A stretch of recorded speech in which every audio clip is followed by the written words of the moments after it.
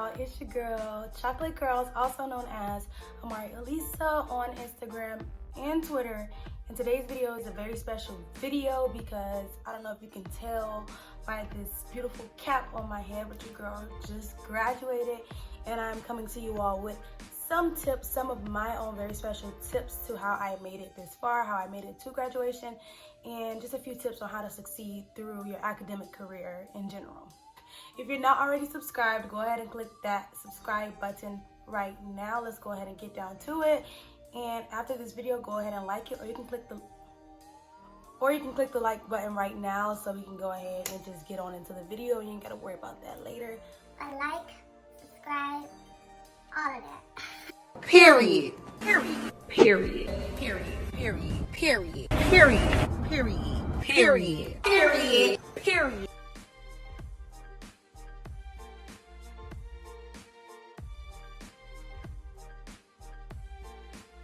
Okay, so I always see posts on Twitter and out of like college students really going through it, and I can understand because I have truly been through it throughout my college career. Like, it is very stressful trying to juggle these classes and these professors just feeling like school is your only obligation and you don't have to work, or you don't like have other classes to study for because sometimes they think that they're your only class, or you don't have like to take care of your family, if you don't have a social life. It's like, we're really trying to make our families proud and everything like that. So like, they don't understand. So a lot of times it can be a lot of pressure on the student. However, this video is specifically to kind of help relieve some of that stress and give you a few tips of how I did it. It's real legit. Like, go ahead and stay tuned and learn some of these nice tips.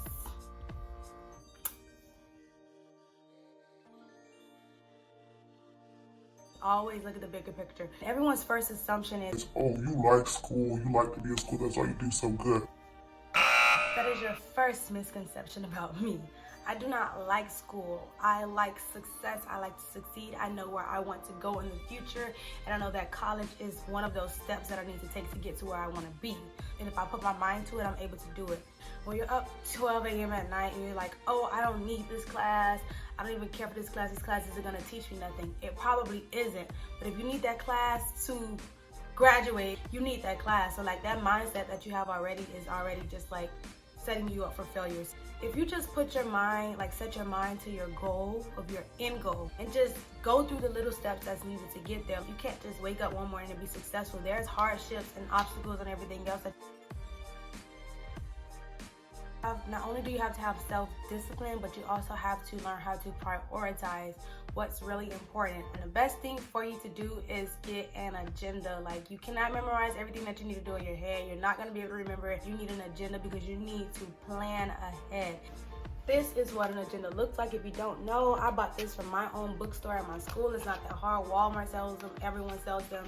And like every beginning of the semester, when the professors send out the syllabus, I go ahead and write out every assignment and every exam in my syllabus. I just go ahead and start that way. That's the easiest way to begin a semester. Beginning a semester is always the hardest.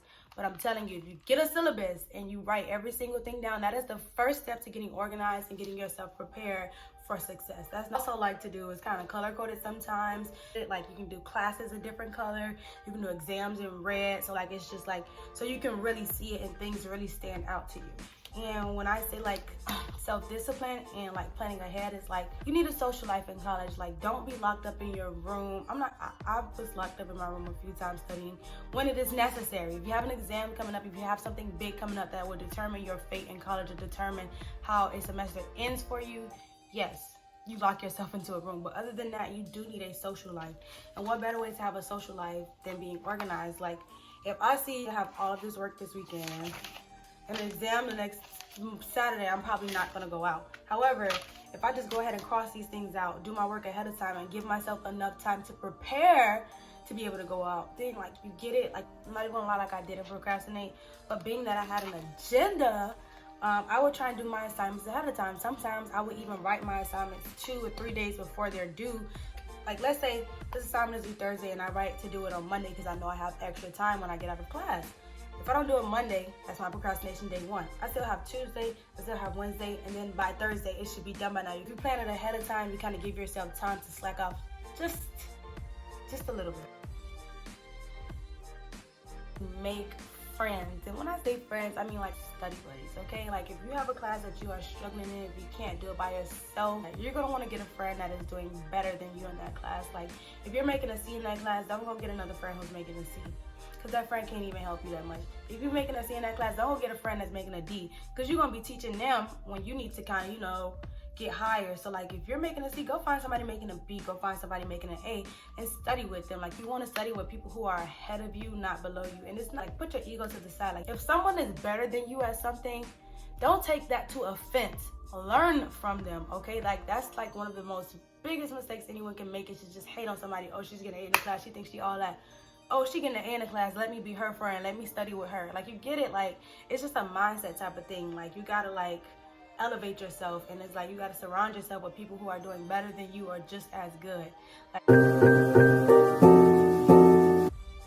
have self-accountability while you're in college, because at this time you're an adult, you're preparing for adult life. Like you're going to be in the real world out of your own by yourself. Like it's no more blaming someone else for things that are going wrong in your life. So like let's say that you have a professor who doesn't teach, and let me tell you, I've had about one professor out of my 100 at this school that have like really taught me. So let's say that you have a professor that doesn't teach, and that's your problem. Like, oh, I don't learn anything in this class, or the professor doesn't teach, I don't like the way the professor teach. Having self-accountability is, oh, this professor doesn't teach, but let me go home and learn it on my own. Let me go home and watch a YouTube video. Let me go home and read the book.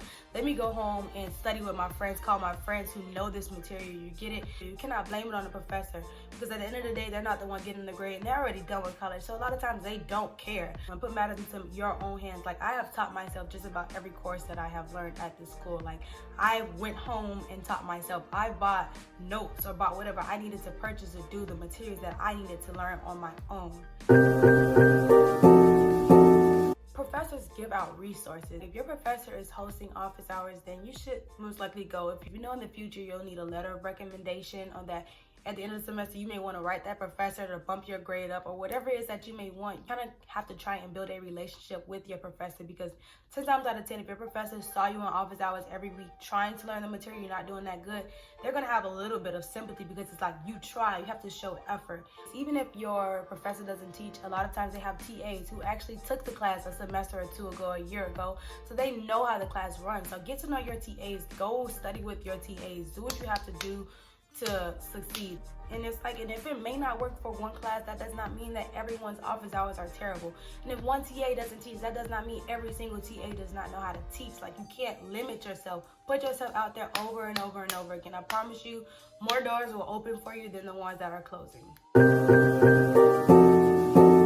To get yourself involved, I have TA'd, I've mentored, I've volunteered at I would say that it's very important to get yourself involved, because like I said, college is a time to learn more about yourself, who you are. It's like going out there, volunteering, mentoring, everything. It helps you learn about your likes and your dislikes. Like sometimes something that you really think that you were interested in, you may not be, but you will never know until you put yourself in that position. Like nothing wrong about changing your mind. That is what college is for. That is what your 20s are for. It's about learning about yourself, learning about what you really like and who you really want to be in the future. So you will only know that through experience. Experience is one of the best teachers you can ever have. You're gonna be out there, put yourself out there to meet new people. Like you never know what type of connections you can make. Like I just went to one research event and I met one of my like lifelong mentors. You know, like a lot of the things I tell you in this video is something I learned from her within less than a year. So it's like you never know who you can meet by going to little events, going to a research fair, going to a volunteer fair, talk to people, meet new people. Getting involved also helps build your resume, which you will need just about for any career. Also have a balance of like doing things for your career and also doing things that you just personally like to do. Sometimes get your mind off of school and just do something that you truly enjoy. Because college is very, very overwhelming. So you gotta kind of have that outlet. Oh yeah, that's just about it for this video. I hope you all enjoyed. If you have any other questions or there is something that I missed, feel free to comment below. Write me, anything like that, because I am here to help. I always say that, whether it's a hair video, a school video, a vlog, whatever. I love you. If you aren't already subscribed, click that button now. Yeah.